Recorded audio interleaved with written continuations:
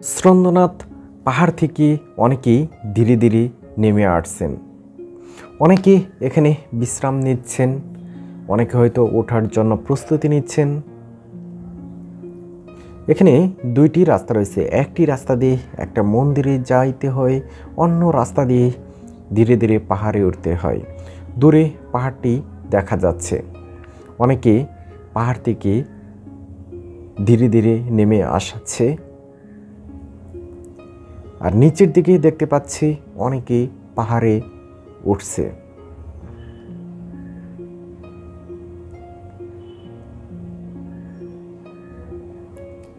অনেক লোকই বিশেষ করে শীতের সময় এই পাহাড়ে উঠে দূরে পাহাড়টি দেখতে পাচ্ছেন। সর্বশেষ চূড়া, অনেকেই কিছু পর্যন্ত উঠতে যাওয়ার পরে বিভিন্নভাবে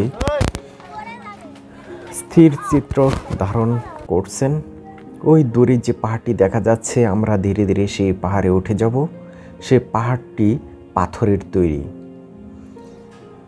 কিছু কিছু জায়গায় এইভাবে রাস্তা তৈরি করে দেওয়া হয়েছে ভ্রমণকারীদের, পর্বত পাহাড় আরোহণকারীদের সুবিধার্থে।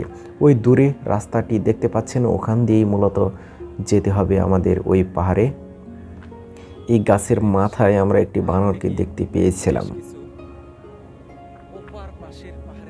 ওই দেখতে পাচ্ছেন এখানে একটি ঝর্ণা, একজন